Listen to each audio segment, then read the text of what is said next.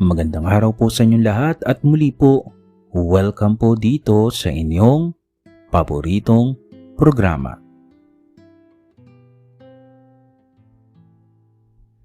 Dear Kuya E,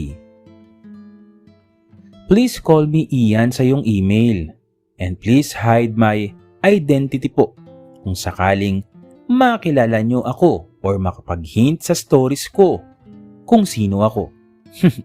I have 3 experiences na gusto kong ibahagi sa iyo, lalo't nag-e-enjoy ako sa YouTube channel mo. Related ito lahat sa pagja-jogging ko. Kumusta po sa inyong lahat? Paalala ko lang po na maging open mind po tayo. Tandaan, sex is not limited only to boys and girls. Masyado kayong makaluma.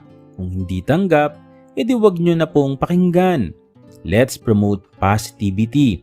Don't invalidate others' experience if hindi swak sa paniniwala at kagustuhan mo. Story time. By the way, I'm a bi man, so attracted to guy and girl. This happened during pandemic 2020. Working on a night shift nung panahon ng pandemic is stressful, so nag-stress eating tayo. From 60 kilos, I became 75 kilos at hindi ako natutuwa. Bumigat ako. Dahil doon, I decided na baka kailangan ko ng magpapawis. Hindi ako mahilig sa papawis kasi. Gusto ko humilata lang sa bahay.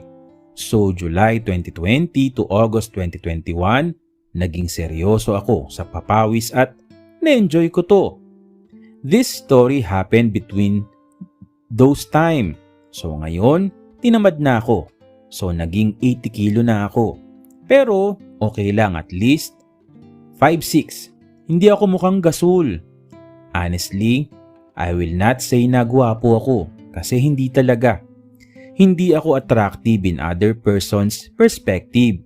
Pero nung panahon na yon na active ako, maganda naman siguro yung katawan ko at mukha akong confident. Isang umaga, day off ko, nagising ako ng 3 AM at hindi na ako makatulog. Nag-decide ako na mag-jog para mapagod para pag-uwi ko sa bahay, ligo tapos tulog uli. Pumunta ako sa hardin, isang lugar dito sa Muntinlupa. Lugar na malawak, madamo, sariwang hangin, safe at higit sa lahat, maganda. Nakaka-relax to. Malapit ito sa isang kilalang kulungan. Hindi ko na lang po sasabihin kung saan. So nagbihis ako. Extra large na black shirt, shoes at kwek-kwek shorts. Kwek-kwek talaga. Ang lamig ng umaga na yon, siguro dahil ilang araw nang naulan. 4, I jog mula sa bahay, papunta doon sa hardin. Siguro nasa 4 to 6 kilometers ata ang layo, pero kaya naman. Nakapasok naman ako ng guardhouse kasi hindi pa mahigpit nung 2020. I really enjoy morning jog kasi solo ko ang daan at feeling ko hari ako ng kalsada.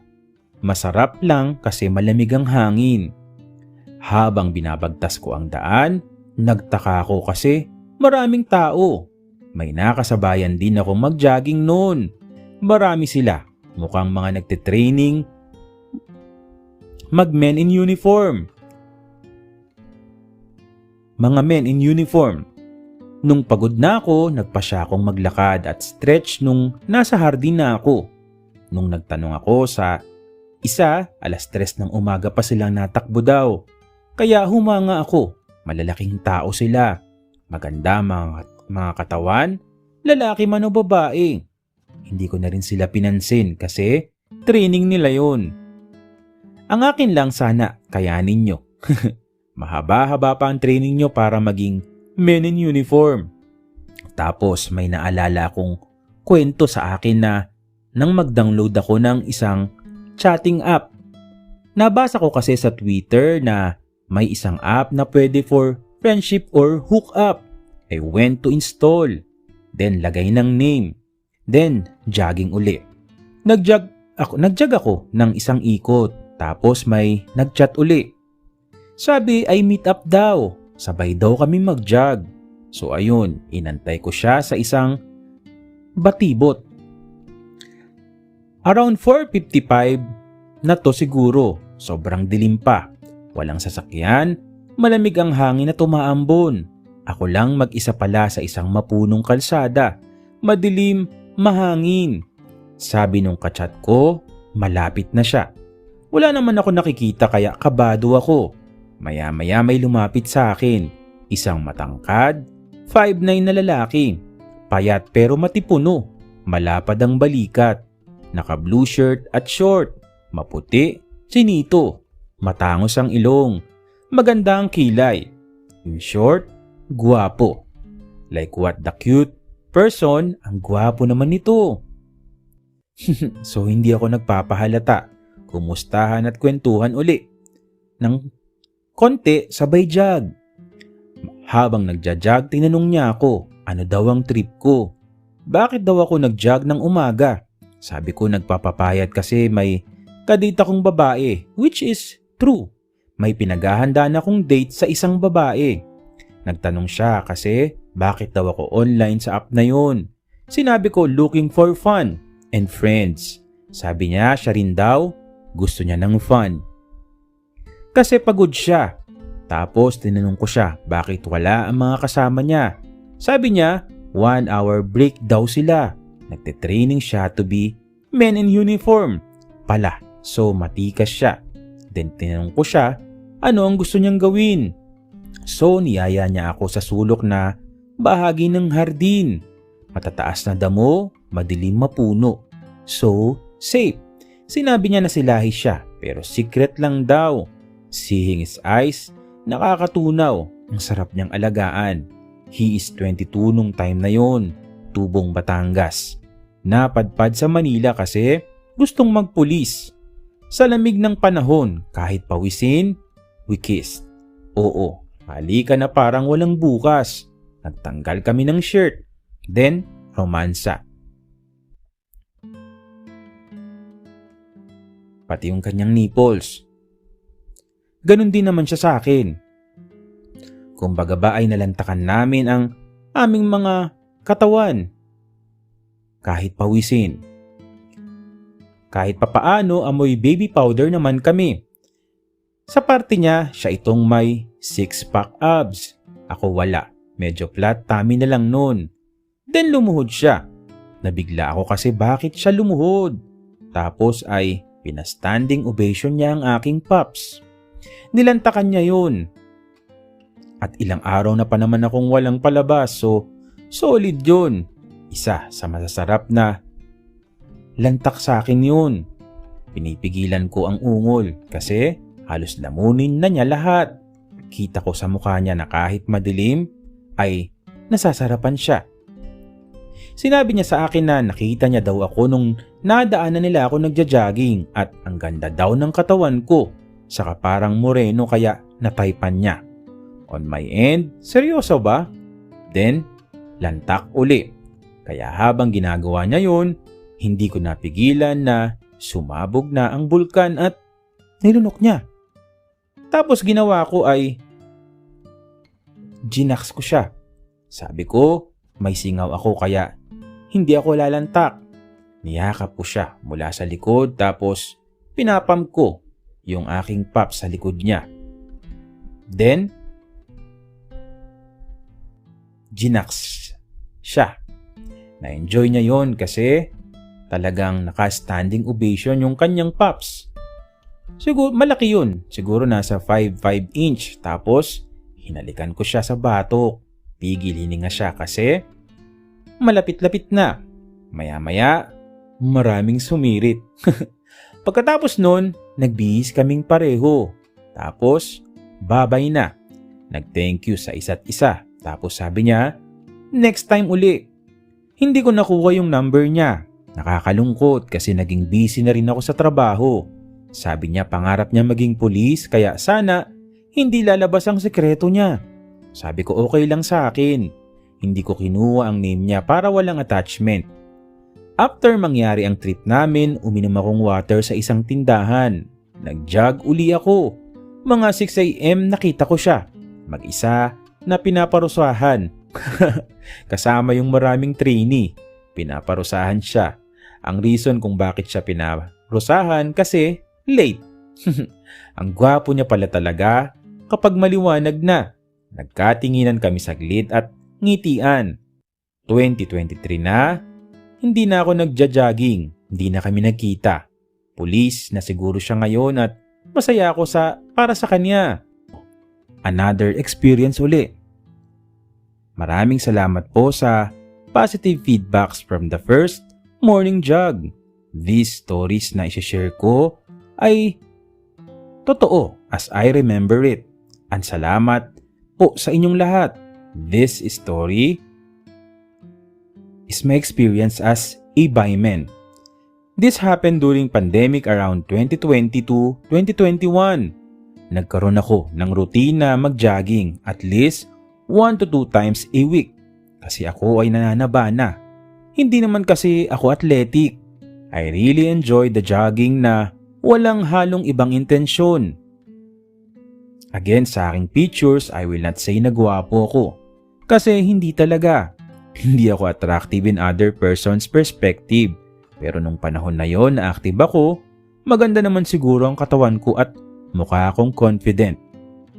I am 5'7", slightly moreno na maputi. Naka-glasses. Isang umaga, day off ko uli. Kaya gumising ako ng 4 a.m. Medyo mainit ang pakiramdam ko noon kaya naligo ako ng konti sabay bihis wearing my XL white shirt, shorts and shoes. Buti na lang ang lamig ng umaga na yun. Siguro dahil malapit na ang Christmas season. Lumalamig ang hangin, so nag-warm up muna ako. Walking then, nakikinig ng Twice sa phone. Then nag-open ako ng Twitter. May alter account ako sa Twitter kung saan nanonood ako ng com. And that morning, corn ba to or porn? And that morning, someone chatted me sa Twitter. He asked if taga saan ako. Sabi ko, Muntinlupa. Then, ganun din daw siya. Wala talaga akong balak noon pero sabi niya saglit lang daw ako na pumunta raw ako sa kanila. Sinabi niyang details. Malapit lang daw sa City Hall mula sa isang apartment complex doon. I know the place kasi tropa ko malapit doon. Sabi niya he is 22 and college student. Medyo nagdalawang isip ako kasi baka mamaya scam pero nanaig ang L. Sinabi niya yung place, yung floor, yung door number. So umakyat ako. Pag-akyat ko, I saw a guy, mukha siyang teenager. And he asked me if ako daw yung kachat niya. As I see him, he looked like someone na nasa 19 to 20. Mukha siyang 5'2", payat na bulky. Halatang babad sa gym, napakaputi. Matangos ang ilong. Mahaba ang hair hanggang panga niya and mukha siyang disente. And ang pinakapaborito kong parte ng kanyang katawan is kanyang mata. Yung mata niyang kulay brown at napakaamo, parang mata ni Martin Del Rosario. Nagkwentuhan kami ng saglit sabay. Sabi niya bago lang daw siya doon at yung mga kasamahan niya sa bahay ay nasa province kaya siya nag-invite. Hindi ko na rin kinuha yung name niya. Ang alam ko lang, kakagraduate niya lang. Mahilig siyang mag-gym at sa BGC siya nagtatrabaho. Mukha siyang mayaman kasi ang ganda ng room niya at ang updated ng gadgets. So ito na nga. He suddenly kissed me. He had these soft lips, parang labi ng babae. Mabango ang hininga at the same time. Naalala ko yung amoy cream silk niyang buhok. As in mabango. So nag-init ako. Pumalag ako. Hanggang sa dumating kami sa king size bed niyang kama. As in legit yung laki ng kama niya. Kasya ang 5 tao na kung hihiga. As we kiss, naghubaran kami. Sabi niya, gusto niya ako pagsilbihan kaya humiga ako sa kama. Then siya yung nagtanggal. Nagubad. Ang ganda ng katawan niya. Mas maganda kaysa sa akin. Tapos ang liit ng pops. pero ang cute niya. Lalo siyang pumugi. Then, we continually kiss. At lantakan ng nipples and buong katawan ko. Ata ay hinalikan niya. Ganon din ang ginawa ko sa kanya. Romansa. Buong body. And as I kiss his body, sinabi ko na inggit ako sa abs niya. Sabi niya, inggit siya sa height ko. Then nilantakan niyang sa akin. Para sa akin magaling siya. Walang sayad ang ngipin. Then maya-maya humiga siya. Ginaya ko. Maliit ang kanyang pops kahit matigas. Tapos nilantakan ko. Nagpaligtarang numero kami at parehas na ungol. Hanggang sa sumabog na nga ako sa kanya. Nilulun niya. Hanggang pati na rin siya.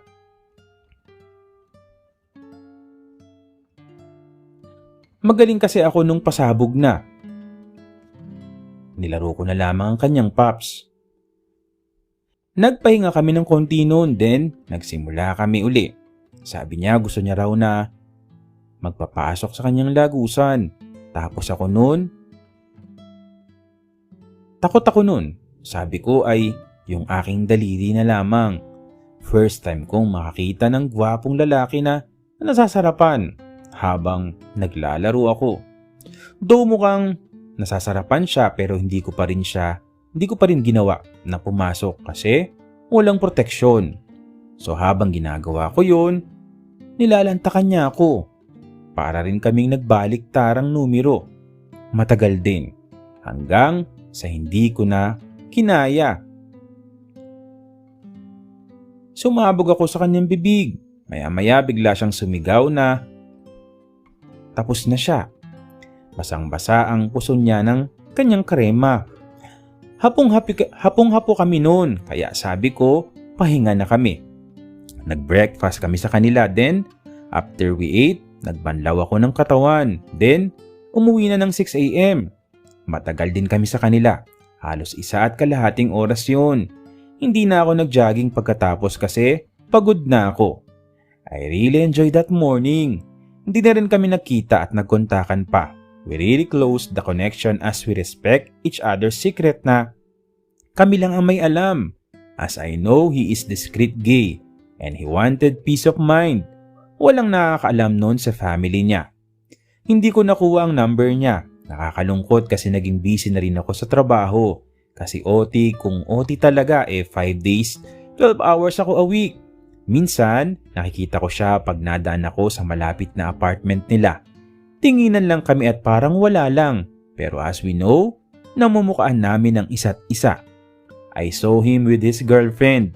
Mukha namang girlfriend niya kasi holding hands and I am really proud of him kasi mukhang masaya siya sa sitwasyon niya.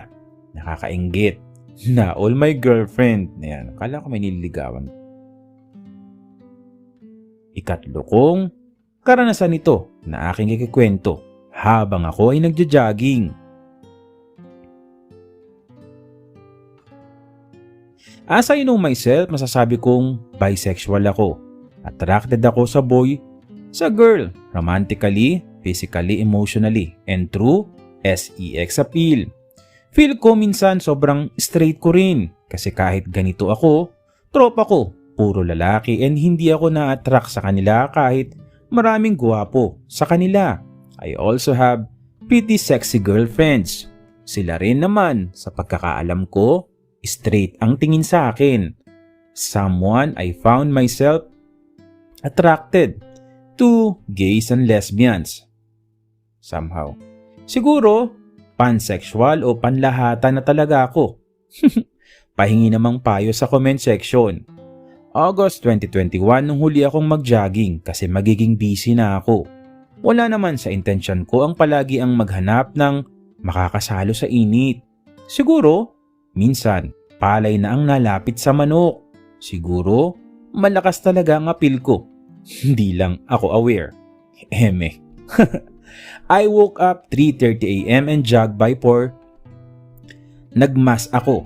Nagglasses. I wore my green sando kasi kahit maulan-ulan ang sarap sa pakiramdam. Black shorts and shoes. Walang tricycle kasi curfew pa pala noon. Hindi pa ganon kaluwagan dahil mataas pa ang level ng kalabang hindi nakikita. Pinagtas ko ang mahaba at madilim na daan ng Lakeview Road papunta sa sunken na hardin. Medyo din ako pala noon kasi 1 week akong walang palabas. Kaya plano ko, after kong mag-jog maliligo ako. Pag uwi ko din, sleep. Pagdating ko sa sunken ng 4 AM, napakadilim. May alitap-tap pa, maulap ang langit, at amoy ang tabas na damo. Isa lang pala ang streetlight doon. Na-realize ko lang, isang parte lang ang madilim. Nakadalawang ikot ako sa daan nung mapag-isipan kong magpahinga. Napansin ko na hindi pala ako nag-iisa sa pagja-jogging kasi may nakita akong isang binata na nagja-jogging din. Nahuhuli ko siyang nakatingin sa akin. Siguro dahil madilim tapos ako lang ang tao sa isip ko. Baka takot lang naman. Di ko siya masyadong pinapansin kaya binibilisan ko yung jog at lakad ko. Habang natakbo ako, napapansin ko talagang pag naglalakad ako, lalakad siya. Pag nagjajag ako, ganun din siya. Siguro 10 meters ang agwat namin nang inaisipan kong tumakbo. Tapos nakita ko, humabol siya. Nagkaroon kami ng karera sa daan. Nakakatuwa kasi kaaga-aga ng panahon may kumakarera sa akin. Nung tumigil ako, tumawa ako kasi bakit ba siya nakikipagkarerahan? Ang sabi niya, sorry po kuya kasi madilim kaya nasabay na lang ako. Kaya sabi ko sige tara, pahinga muna.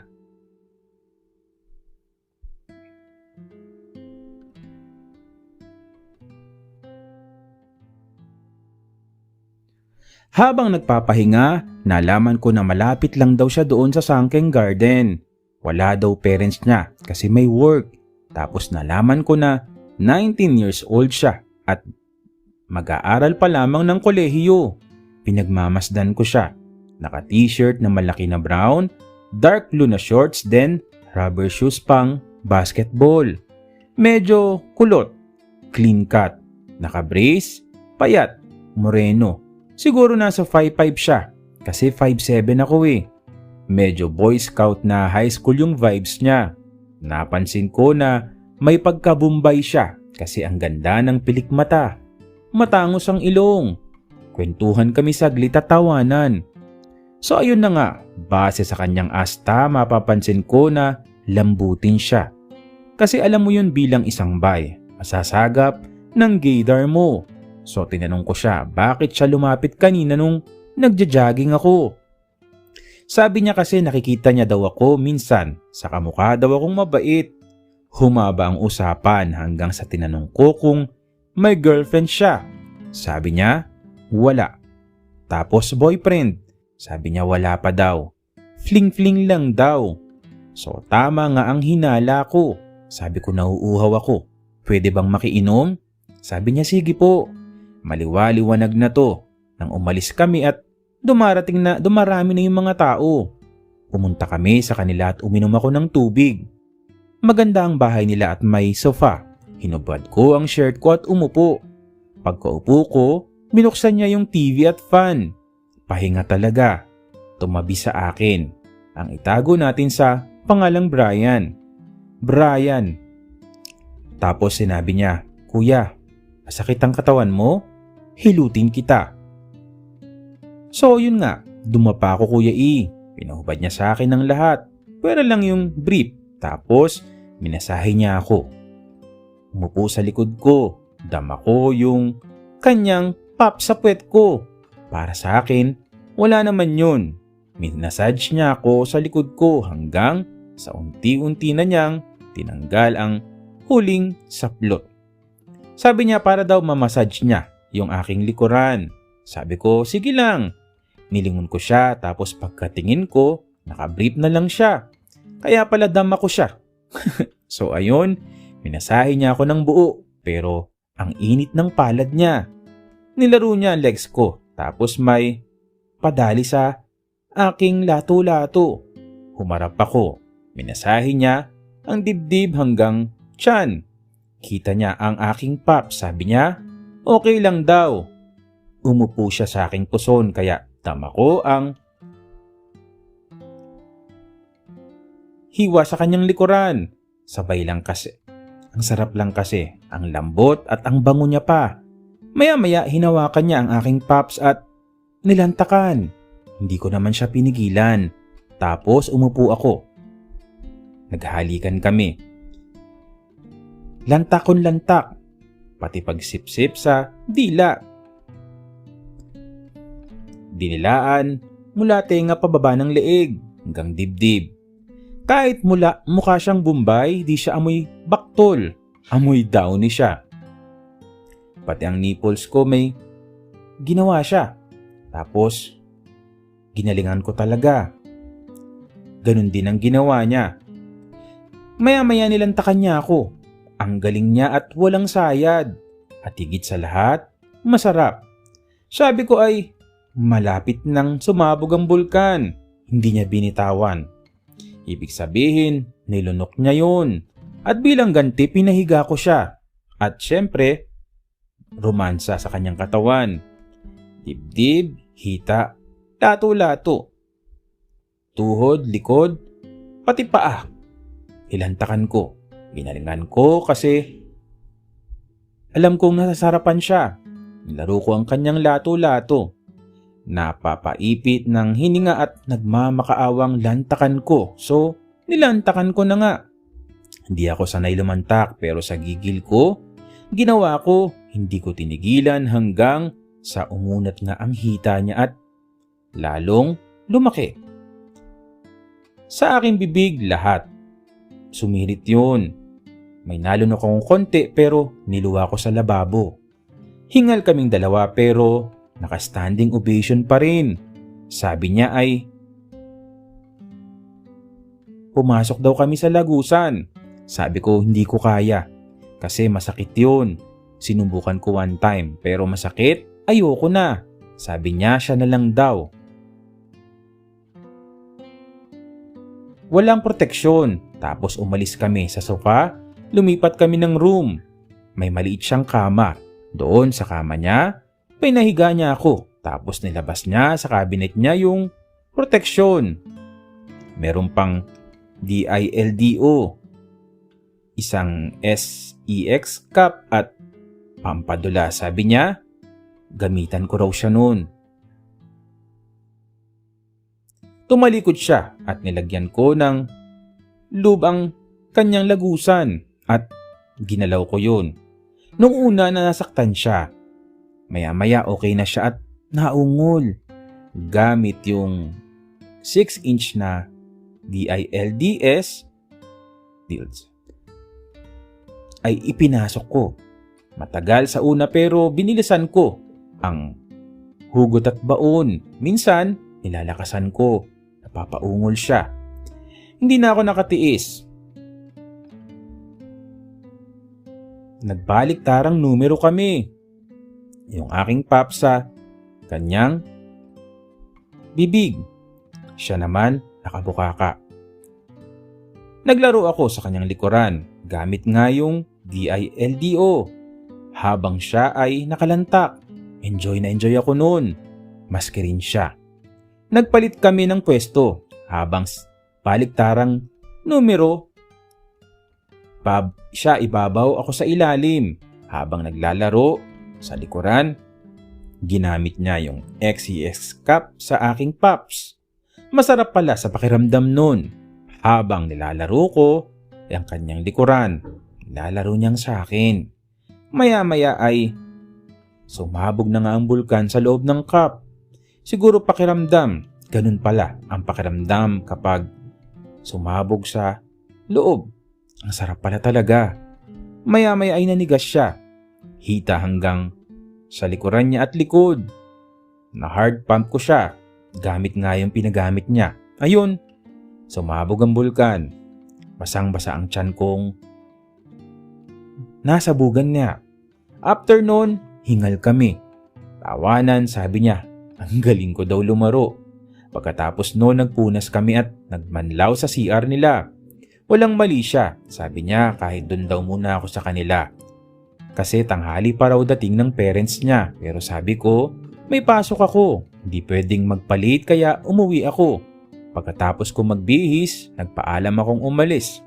Tapos bago umalis, sabi niya, gawin daw namin uli. Sabi ko, oo sige, meet tayo next week uli. Tapos inabutan niya ako ng malamig na Gatorade at Cadbury. Sabi niya, first time niya pala yung ginawa namin. Sabi niya, kami na lang daw. Ngumiti lang ako at nagpaalam. August 2021 ito nangyari. Hindi na ako nakabalik. Hindi na kami muling nagkita kasi naging super busy ako sa trabaho. 2021 to 2022, 11 hours a day and 5 days a week ang pasok ko. Bali nawalan talaga ako ng time kasi parang naabuso kami sa work. So ayun, tinamad na akong mag-jog.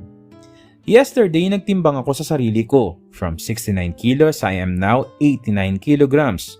Namiss ko yung mas payat na ako. Kaso lagi akong napapangunahan ng katamaran. Sa tingin nyo, need ko na ba talaga uli? Pahingi naman po ng payo. Salamat. I have more experience to tell. Meron sa Edge, sa public pool, sa best friends, sa mall at iba pa. Siguro ay ikukwento ko ito soon. Just comment more kung okay sa inyo. Pengen na rin payo para sa weight loss. Ayan. Kasi hindi yata nagiging yung pagja-jogging mo kasi may ibang nangyayari. No? Pero anyways, ako kung magpapayo ko sa'yo, di tuloy mo lang yung mga pagja-jogging mo. Siguro talagang tamang time lang talaga o kumbaga parang time management na tinatawag, no. Anyways, marami naman magpapayo sa'yo kung paano ang gagawin mo sa yung weight loss. Muli, maraming salamat po sa patuloy na sumusubaybay, sumusuporta dito po sa inyong paboritong programa. Maraming salamat po sa inyong lahat.